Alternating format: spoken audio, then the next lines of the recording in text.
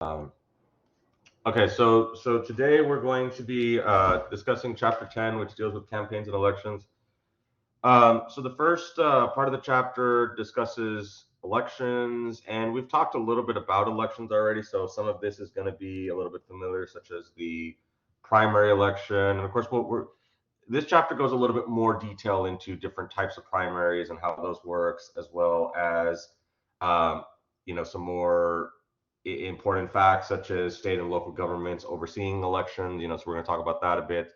The second part of the chapter deals with campaigns, so we'll pick up on that on Wednesday. And of course, we will talk a little bit about we're going to talk about the Electoral College as well and how that works. So that's what we're going to be working on here today. So let me go ahead and share the screen here, so that way we can get that going, and then so we'll do the elections part today, and then we'll cover campaigns next time here. So okay, so let's dive into chapter 10, which deals with campaigns and elections here. Okay.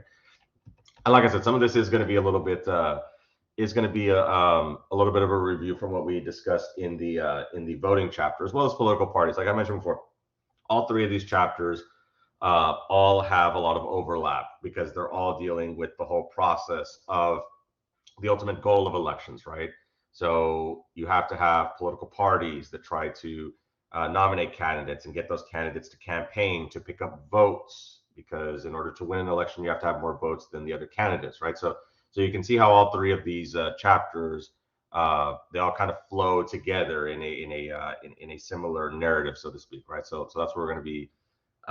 So some of this should be somewhat familiar from what we've talked about before, but in this chapter we're going to go a little bit more detail on elections as well as campaigning. So elections. So when we look at elections in American overview, right? Elections in the United States occur on fixed dates. Now you probably have also noticed.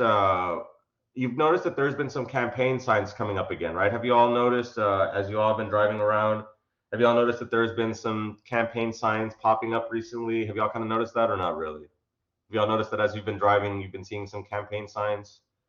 Um, some of y'all have noticed that, right? Let me go to the chat really quickly. Let's see. Yeah, you've seen a few, right, Hazel? And do y'all know like what those offices that they're running for? Are y'all familiar? Like, have y'all stopped and seen like what they're running for the most part? Y'all kind of seen or not really? If you haven't, next time you see them, kind of look to see like what they're running for. These are local election races, particularly school board races. Okay, so the reason why I bring that up is because when we look at elections, they do happen on fixed dates, right? Now, of course, obviously, since this is federal government, we're going to be focusing on the federal elections. But those campaign signs that you're seeing are for local races that are coming up here within the next, within the next couple of weeks here, right? Usually for these local races, the elections happen in early May. That's why we're seeing a lot of these signs coming up, because we've got just a couple more weeks for these local election races in terms of their election day, right? And those usually happen on Saturdays, like in early May.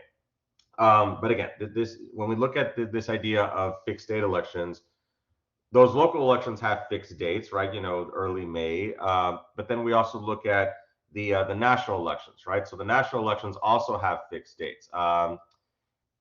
Presidential elections happen once every 4 years, right? So that's pretty clear, right? So the last presidential election we had was in 2020. The next one we will have is in 2024. Congressional elections are held every 2 years, right? So we just had a congressional election last year, right, in November of 2022. And the next congressional election is going to also coincide with the presidential election that's coming up in 2024.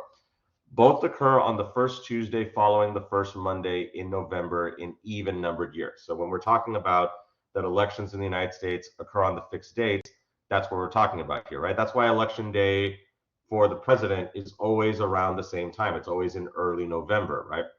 There's a reason for that, because it is mandated that it has to occur on these, at this time, right?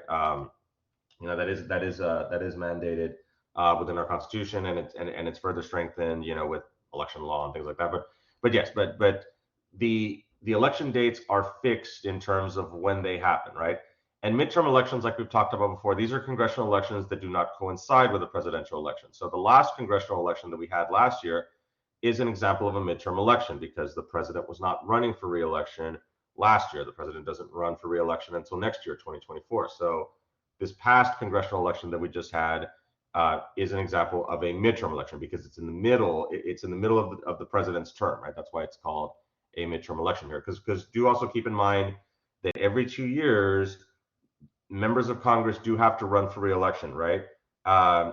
All the members of the House, because they serve 2-year terms. We talked about this before at the beginning of the chapter, and we'll reiterate this when we get to the congressional chapter very soon. And then a third of the senators have to run for re-election because remember, senators serve 6-year terms. So every 2 years, a third of the senators have to run for re-election here. So interesting, Ted Cruz is going to be up for re-election next year, right? Because he was re-elected in 2018, and so now his term is coming up in 2024. So he's going to have to already be getting ready to run for re-election if he wants to keep his seat, which I'm assuming he does. So he's already going to have to start to get ready on that. Okay, so let's take a look at administration of elections here. So this is another key point that I want you all to remember is that when it comes to, because and this should not be as a surprise to you all, because when we were talking about the voting chapter and voter eligibility, that voter eligibility is set forth by the states, right? You know how some states have differences when it comes to, like, we were talking about, like the convicted felons. Some states don't let them, like Florida. Some states, like Texas, will allow for them as long as they're no longer in prison. So there are some differences when it comes to voter eligibility according to the states. So because of this, this is why state and local government, this is an example of why state and local governments are primarily responsible for running elections. Another example of federalism, right? To diffuse that government power and to share it amongst the federal government and the states, right? So this is an example where the state and local governments are the ones who administer the elections, right? And so of course we'll talk about this and then we'll go a little bit more into detail in terms of how it works in Texas, right? So state and local governments establish and staff polling places. They process mail-in ballots. They verify voter eligibility, and they determine who may vote and how and where people vote, right? So the states are the ones who pass, the election laws that determine eligibility and things like that.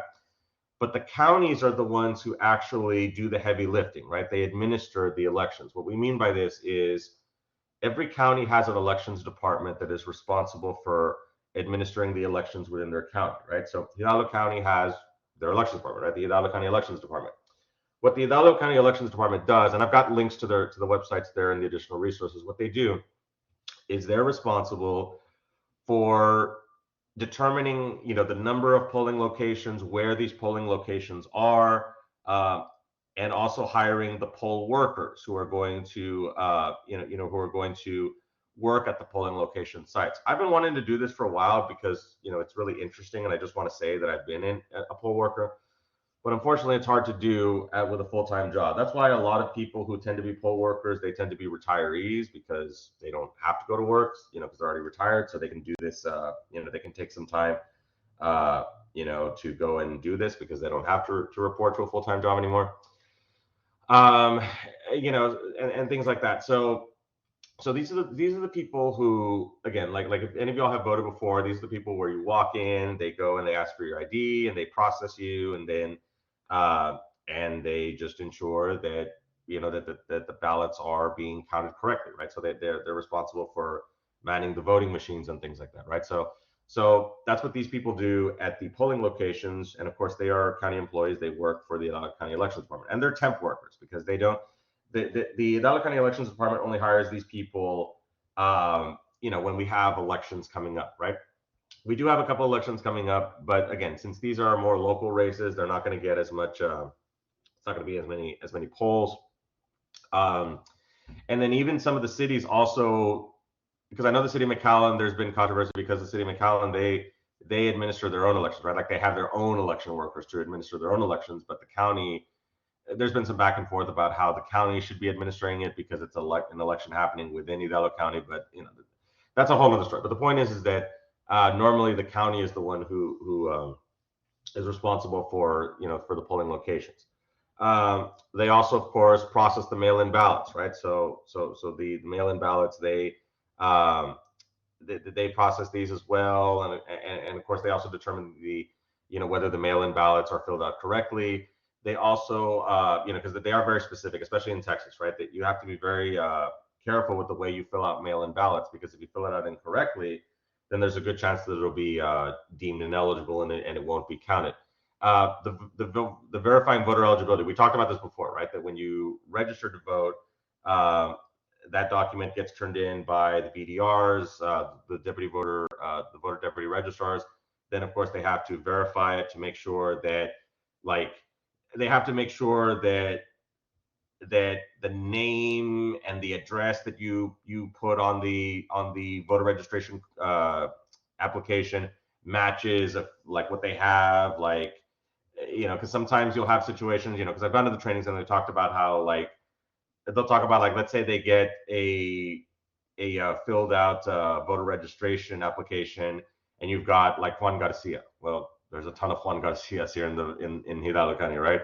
So then they have to verify to make sure that the address is correct and things like that. So it does take a little bit of time. And they also have to send it to the state then, because then the state is the one who verifies the social security number. They run it through the database to make sure this person is actually a citizen and they actually qualify.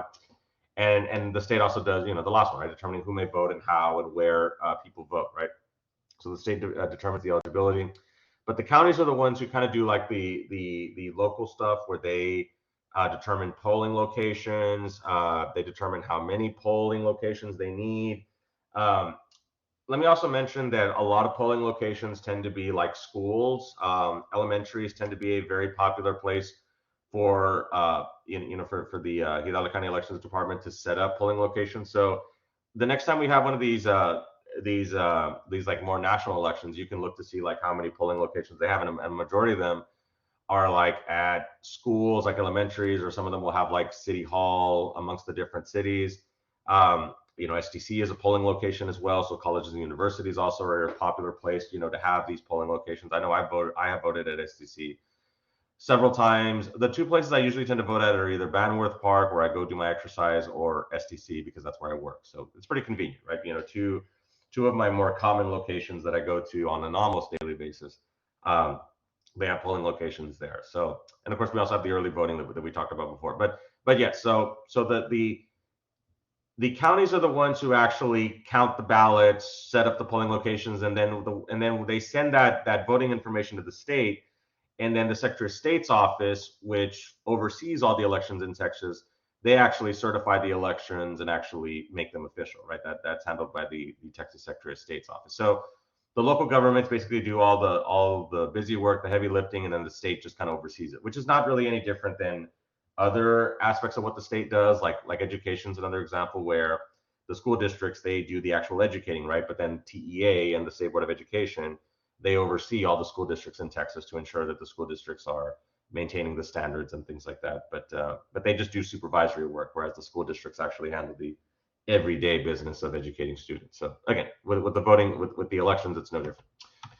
Okay, so let's talk a little. We've talked a little about primary elections before. Let's kind of just there are some more specifics when it comes to primary elections. So we established before, when we were talking about in the political parties chapter, that a primary election is an election held to select a party's candidate for the general election, right? This is where you have candidates of the same political party competing against each other to win, secure the nomination of that, for the right to be able to run in the general election, right? So, primaries, primaries don't just happen with the presidency. We also see it with Congress and state races, like with, for the governorship and state, the state legislature. But the president, of course, obviously gets, a lot of the attention, right? That's where we tend to see the most visibility when we look at the primary season, right? Where we have the different candidates of the same party trying to win elections in the different states to try to get more delegates, like we talked about before. And ultimately, those votes translate into delegates at the national convention, and then whichever candidate clinches the magic number for the most delegates, having more delegates than, having a majority of the delegates, then that candidate ultimately gets nominated for president, right? At least on that party side. Now, there are some differences when it comes to primaries. So a closed primary is a primary election. So again, these are both the same thing, where you're just you're voting for candidates of the same party, depending on which primary you want to participate in. But there are closed and open primaries. So a closed primary is a primary election in which only voters of the party in which they are enrolled can participate. So states like New York have a closed primary system where you have to pre-register with the political party to be eligible to vote in the primary. So this is where, like, you have in some states where they'll say, like, oh, like, I'm a registered Democrat or I'm a registered Republican, because you actually have to officially be registered with the party in order to participate in the primary process in states that use the closed primary system. Now, other states use what's called the open primary system. An open primary system is a primary election in which all registered voters, including independents, can participate. So here, and Texas is a open primary state, but it then becomes closed off once you get in the process. And let me explain what that means. So in Texas, the way it works is you do not have to pre-register with a party. There is no pre-registration. The way it works is, like I mentioned before, right? When you go vote in the primary election, the election workers will ask you, which ballot do you want? Do you want Democrat or Republican?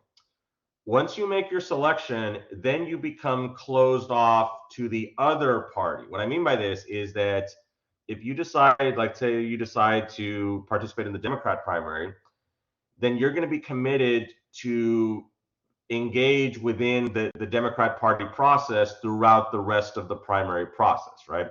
This doesn't mean that you have to vote Democrat in the presidential election, because there's, now the party's no longer, the party involvement is no longer involved within the general election. I know it's a little bit complicated, but what I'm trying to say is that throughout the primary season, because after the primary, you can also participate, like, in county conventions, state conventions, national conventions, So once the national convention is over, then the primary season is officially over.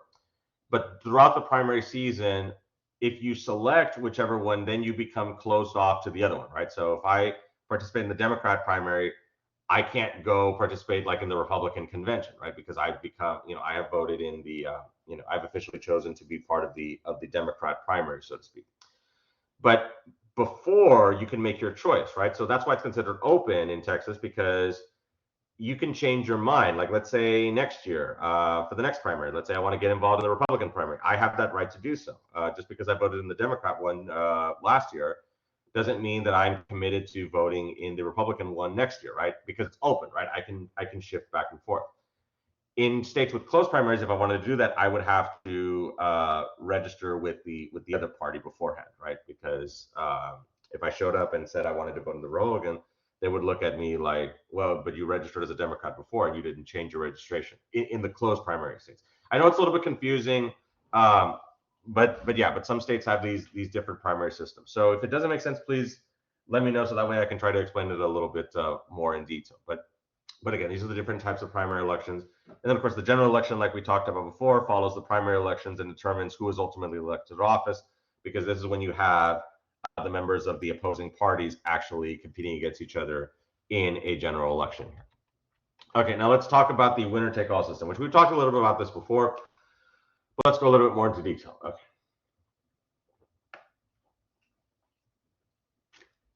And this will lead us a little bit to this will get us to the Electoral College system in a bit here, because the Electoral College is also winner-take-all.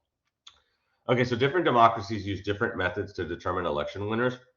So not every country out there runs elections the same. Some of them use different types of systems, which we're going to go into detail right now. A majority system, which is what we mostly use in the United States, but we also have provisions for runoff, which we'll talk about right now. In a majority system is a type of electoral system in which, to win a seat in the parliament or other representative body, a candidate must receive a majority of all the votes cast in the relevant district, right? Okay, I take this back. So in the United States, we use a little bit of this. We're kind of like a hybrid, so to speak, where we tend to use the plurality system, especially when it comes to the Electoral College system. But in some of these other elections, like we'll talk about here, like more locally, they also use elements of the majority system. So we kind of use a little bit of both here, right? So So the majority system is saying that in order for a candidate to actually win an election, they do have to get a majority of the votes, right? Now this happens in a lot of these local races, even some of these congressional races. And the way this works here is that this system includes a provision for a runoff election, a second round election between the top two candidates from the first round, held if no candidate wins a majority of the vote. Okay, so you see this, like if let's say a good way to determine, well, let me explain what a runoff election is. So a runoff election is where, again, it's where you have a second election, right? Where you get the top vote getters from the previous election, and then they run a second election to determine who's ultimately going to, win the original election, right? This tends to happen whenever you have like a bunch of candidates running for one seat. Like let's say you got 10 candidates running for something. It's going to be very hard for one candidate to win 51% of the vote because you've got so many choices, right? You could have a situation where, let's say, the top vote getter gets 20%, and then another one gets 15, another one gets 17, another one gets 13, because there's so many choices, right? It doesn't happen all the time. Sometimes you can still have a candidate that's just so much better or so much more well known and has a lot more, is campaigning a lot more, that they could still get the 51%. But in most of these cases, in terms of where runoff elections come from, it's usually because there's a lot of candidates, so there's a lot more choices, right? So a runoff election, like we said, this is where if a candidate does not get 51% of the vote, then they look at the top two vote getters. So let's say the top two vote getters, somebody got 25%, another person got 20, and everyone else was like 15 or whatever. Then the 25 and the 20% candidates will go and they'll just compete against each other, right? And then and then a candidate from there has to get a majority of the vote, right? Which usually then does happen because now you're left with only two choices. So that's what we tend to see, like in more of these local elections, as well as even these congressional elections that come from Texas, right? So in Texas, you do, even if you're running in a federal election, you do have to get that 51%, right? If you don't, then it does go to a runoff election. Now, for the Electoral College, though, for the president, we do have what's called a plurality system. This is an electoral system in which to win a seat in the parliament or other representative body, a candidate need only receive the most votes in the election, not necessarily a majority of the votes. This is commonly referred to as single district winner take all, right? So the Electoral College is like this where, and we'll talk about this, right? We'll talk about this, how that for the Electoral College, that the presidential candidate just needs to get more votes than the other person, and then they get all their votes, right? So I know this is a little bit confusing, but again, let's kind of break this down a bit here. So in the majority system, obviously, of course, you need a majority of the votes. You need 51% of the votes. We also tend to see this more like in Europe, where we tend to see like, and we'll talk about that with proportional representation here in a bit. And then plurality system, again, this is more like we see like with the presidential election, but we'll talk about this here in a bit. Now, unlike the United States, most other Democrat countries use a third type of electoral system called proportional representation. Proportional representation is a multiple member district system that allows each political party representation in proportion to its percentage of the total vote. So proportional representation, we've also talked about this before, right? This is what we mostly see in Europe. I know Mexico does this too, where the parliament or legislative body, the vote is based on not necessarily single member districts like we have in the United States, where the Congress is made up of, like congressional elections are a bunch of local elections, and then we see who wins from those local elections, and then they get those seats in Congress. Instead, what we see, this is in Europe, we tend to see a more national election system where it's just based on proportion throughout the entire country. I don't know if this is making sense in terms of what I'm saying. So instead of having a bunch of local elections and then we all pool it together to determine who's in Congress, instead you just have a national election, and then everybody decides which parties they support. And so let's say there's like 10 political parties running in for the parliament or the legislative body. And let's say, like it says here, right, a party that wins 30% of the vote in the election earns about 30% of the seats in the legislature, right? So they divide up the legislative seats based on the votes that the party gets nationwide, right? So this is where this allows for a situation to where smaller parties can actually get elected to government, right? Because in Europe, they don't necessarily have the two-party system. Instead, they have multiple political parties. So multiple political parties can still pick up seats within proportional representation, whereas in the system that we see in the United States, it's only the two-party system because third parties just can't get 50% of the vote locally in each of these individual elections. But could they pull their resources together and maybe get more votes nationally? Yes, they could, because we see this in Europe, right? So proportional representation does give a voice to smaller parties in government. So again, so let me just kind of reiterate this, because I know I kind of didn't really do too good of a job of explaining this, because I know it's a little bit confusing. Just note that, again, in the majority system, this is where you got to get the 51% of the vote, and if you don't, it goes to a runoff election. Plurality system is just whoever gets the most votes wins, even if it's not 51%.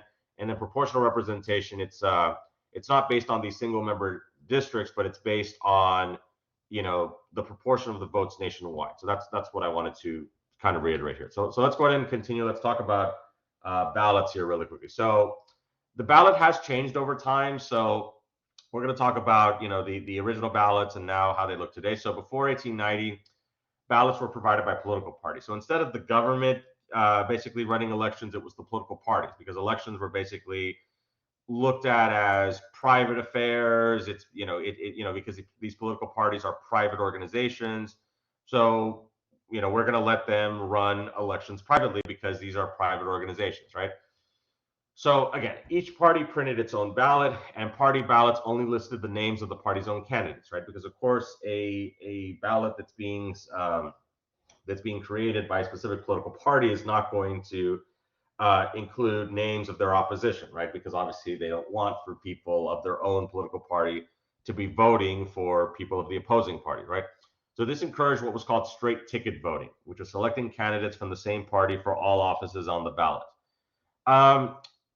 Straight ticket voting is something that we still tend to see today somewhat, although we don't see it as often. In Texas, we used to have a way for people to simply vote straight ticket, where you could have an option to where you could just be like, okay, you know what, I want to select all the Republicans, I want to select all the Democrats.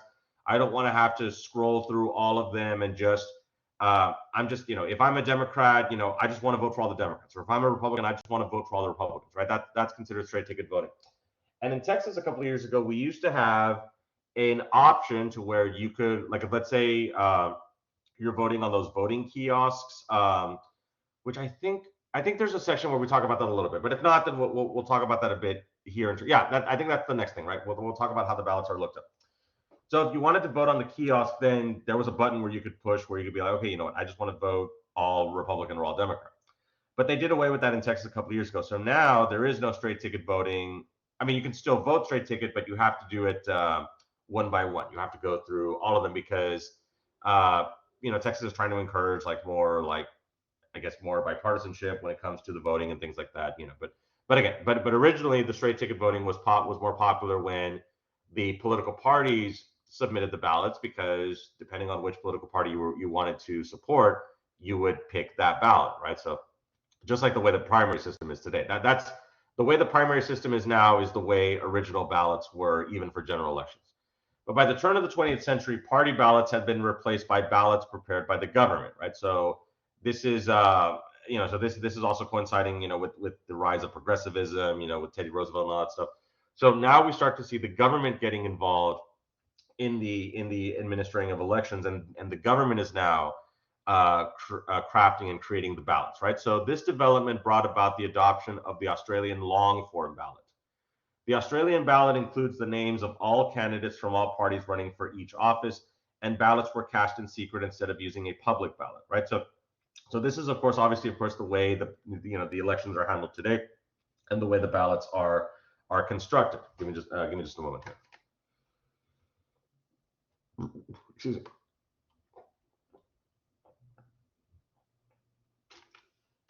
Okay, hold on. Okay.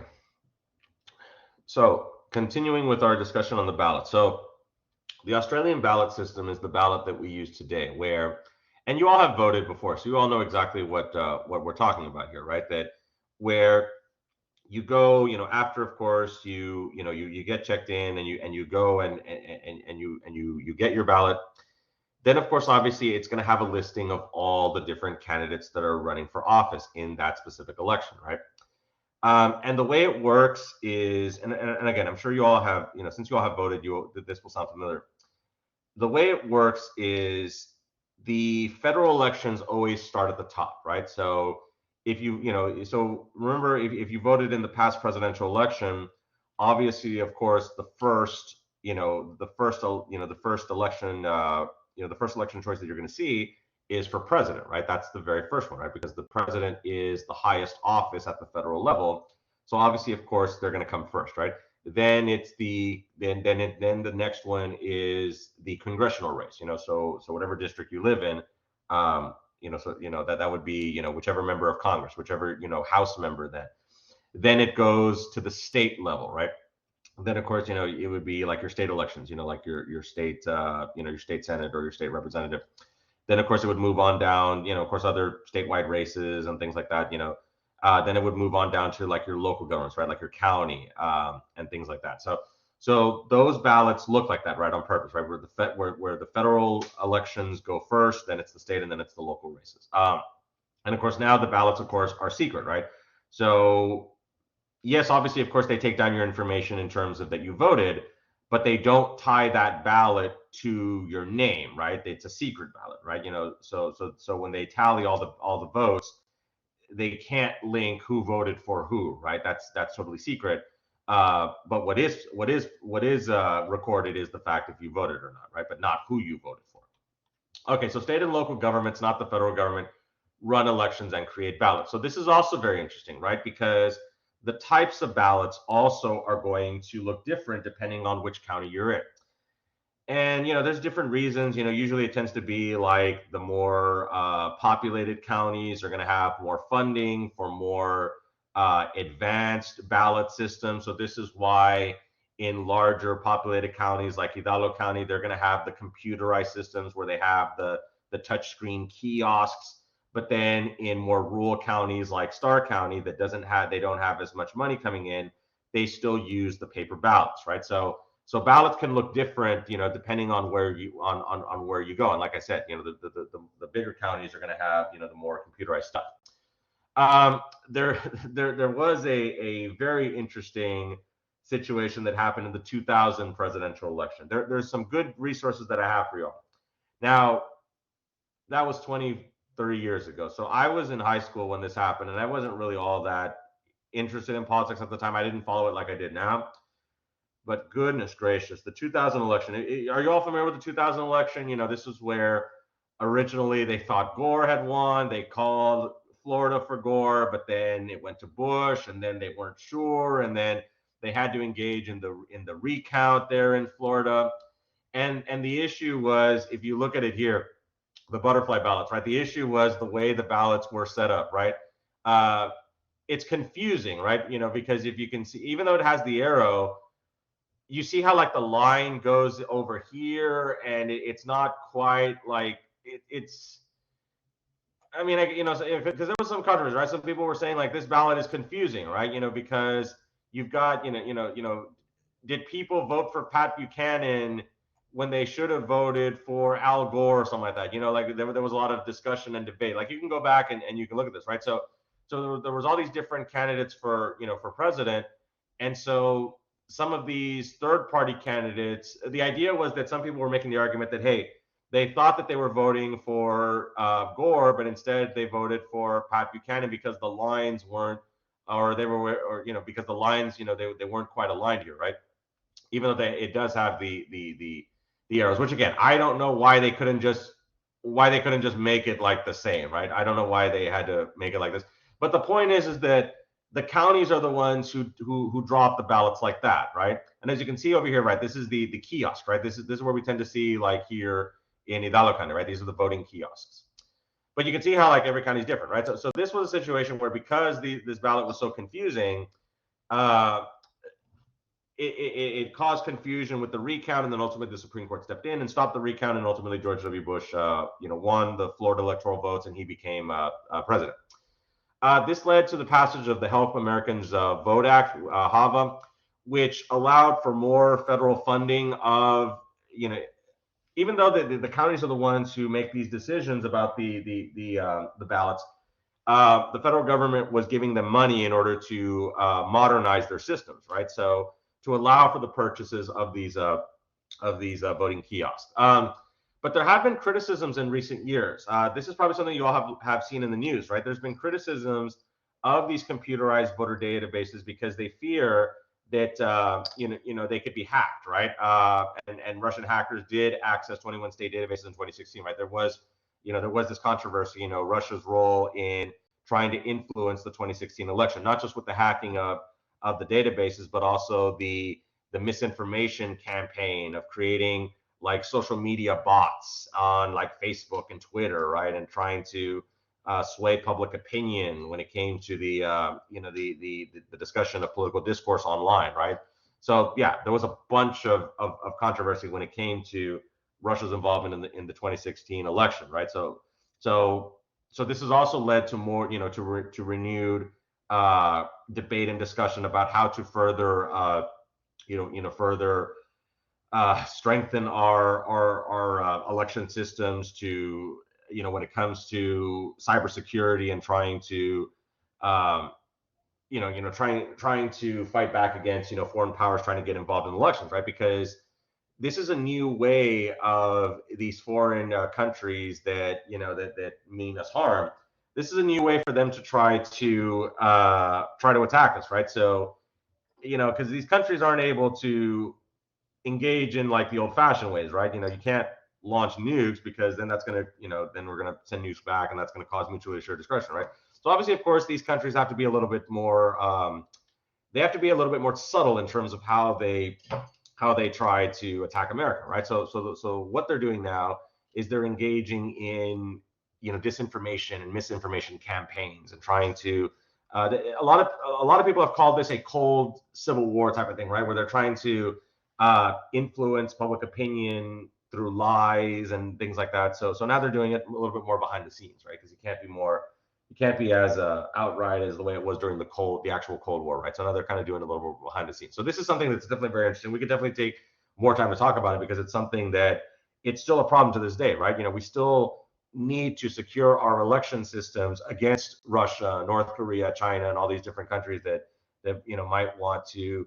And not to say that it's handled specifically by the governments themselves, but it could be, Iran's another country that, that we're kind of on not so good terms, but it could also be like, people within these countries or even the terrorists, right? Even some of these terrorists might want to engage in cyber attacks as opposed to maybe like the traditional attacks. They might, some of these terrorist organizations also might want to look at this as well. So it's definitely something that we have to be very aware of, and we have to try to shore up our election systems because that's going at the essence of our democratic system, right? Going after the elections. That's definitely very alarming.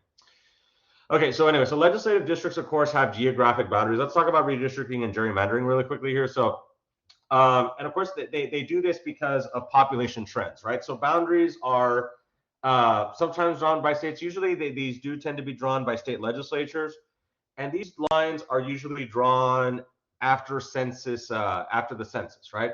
So let's talk about this here a bit, and then we'll go more details, right? So boundaries are these drawn by states. Districts are drawn every 10 years. The process of redrawing districts and redistributing legislative representatives is known as redistricting. Okay, so redistricting is the process of, like it explains, right? It's redrawing the district lines, right? Because all of these districts have to be pretty much similar in population, whether it's for Congress or for the state legislatures. The lines have to be, like for Congress, the way these lines are drawn is that in Congress, each congressional member is responsible for a little bit over 700,000 people. So every district contains about 700,000 people, right? Give or take a little bit. In the state legislature, it's down to like 175 for the state house, and in the state senate, it's similar to Congress, where it's a little bit over 700,000. But the point is that these lines are redrawn, every 10 years because of population shifts, right? So the geographic shape of district boundaries may change due to several factors. Population shifts and changes as determined by the U.S. Census, as well as partisanship, which we're going to talk about right now. So this is talking about how, like, if you all have seen like the congressional maps, you all have seen that these maps tend to be like really weirdly shaped, right? Where the lines are a little bit everywhere. And you might think to yourself, why are those lines drawn that way? Well, the lines are drawn that way because population is not the same throughout the entire country, right? Not everybody lives equally in equally distributed sections of the country, right? So in big cities like Houston, Dallas, San Antonio, Austin, and then even down here in the valley, large metropolitan areas, we're going to have a lot more of these districts here locally because there's a lot more people that live out here, right? So the districts are going to be smaller in these inner cities, right? Like if you look at like the map with you. Let me see if I can show that to y'all really quickly. Yeah, give me just a moment. Let me show that to y'all really quickly. Let me stop the share really quickly. So let me show this to y'all really quickly so y'all can see what I'm talking about. Let me pull up the map here really quickly. Okay, give me just a moment. So y'all can see what this looks like here. Okay, so let me show you all. Let me give you all a visual representation of this. Okay, hold on. All right, so okay. Let me show this to y'all really quickly. Okay, so now let me share the screen here again really quickly, so y'all can see what I'm talking about here. Okay, so this is the congressional map here, right? For the members of Congress, right? So let's move over here to some of these larger populated areas, right? So let's go to New York over here. All right, which, as I've said, I've been to New York. It's really big. It's really nice, but it's really big. So you can see how like there's a bunch of districts here within New York. Look at all these different districts. There's the 15th, 14th, 12th, 7th, 10th, 8th, all around, the 3rd, right? If we even go to Long Island, right? Even the 11th down here, right? There's a bunch of these districts. The reason why there's a bunch of these districts is because New York is by far the largest populated city in the country, right? So because it is the largest city in the country, all of these districts are 700,000 people. So you need a bunch of districts to cover the millions of people that live in New York, right? If we go to LA, we'll see the same thing. See how there's a bunch over here in LA, right? This is all, Los Angeles, the LA metropolitan area. All of these different congressional districts. We got so many of them, right? Moving over to Texas. Let's go down to Houston. Okay, so you see how there's several here in Houston. Obviously not as many as LA and New York, because Houston is not as big, but you still see several of them over there. We go up to DFW. We see that there's several of them over here as well, right? And even down to the valley, we've got 3 over here. So the valley is comprised of 3 districts, right? So all of these districts are comprised of 700,000 people. So again, that's why Houston has so many, because Houston's got over 2 million people. So you've got all these different districts. But notice how they're really small, right? Because these pockets are, this is 700,000 people, this is 700,000 people, 700,000 people. But then if we scroll out, we'll see that these districts over here in West Texas are massive in terms of size. The 23rd district in Texas is really big because nobody lives out here, right? This is all rural area. Same thing with the Panhandle, right? This is all 700,000 people. This is all 700,000 people. Amarillo is the biggest city over here in the 13th district. The 19th district is Lubbock. The 23rd comprises a little bit of San Antonio. That's why it gets a lot of its population. So we have Eagle Pass, Del Rio. El Paso is its own district because El Paso is about a little less than 1 million people. So that's why El Paso tends to get its own district. It's basically its own like district because the city is right in that sweet spot when it comes to population. I think it's a little bit less than 1 million people. So again, so this is why the lines are drawn this way, because not everybody, like I said, not everybody lives, like you can't make a bunch of boxes because nobody lives out here, right? The districts have to be equal in population, okay? So this is why the districts are drawn the way they are. So does this make sense in terms of that it has to be done by, when it comes to population? And that's why they do the districts every 10 years, because population changes every 10 years, right? We have people that pass away, we've got new babies that are born, people move. So that's one of the main reasons why we do the census every 10 years, because we do need an official count of who lives where, how many people live where, so that we can redraw the lines to to accommodate those people. This is also why states can also pick up they can pick up congressional seats. So Texas picked up some seats because Texas gained in population. New York lost a seat because they lost population. So the states can pick up seats based on population trends and things like that. So again, that tends to be one of the main reasons. But again, in terms of why the districts are drawn this way, but you also have what's called partisanship. So we'll talk about partisanship here in a bit. So let's talk about Baker v. Carr. This was the Supreme Court case that ruled that federal courts can intervene in the drawing of legislative districts, because originally the districts weren't really drawn with any type of standards. You had situations where the way it worked was that you had the cities basically. Let me explain this a little bit better. So before Baker v. Carr, instead you had a bunch of rural districts where the members of Congress out in the rural community had more power than congressional districts in the cities, because the cities basically just had one district. But what you had a situation where you had one member of Congress. If let's say they represented a city, they were responsible for 1 million people, and then you had other House members out in the countryside, and they were responsible for maybe 10,000 people. So you see how it was very uneven, right? The districts were not even when it came to population, because unfortunately, because there's so many people that live in cities, they kind of got drowned out in terms of their political power. So Baker v. Carr tried to remedy this, right? The court later ruled that state legislative and congressional districts must be roughly equal in population. The districts must adhere to the principle of one person, one vote, right?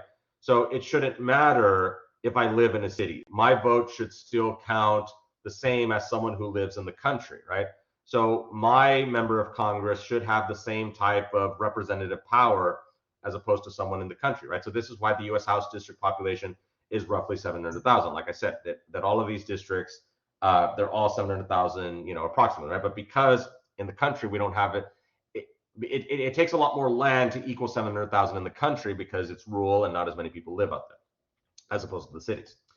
Now, the drawing of legislative districts can be political, and in a lot of cases it is. And this leads us to gerrymandering, which I'm sure some of y'all have heard of this situation when it comes to how the districts are drawn. So the party that controls the process wants a partisan advantage. And let me also reiterate that both political parties do this, right?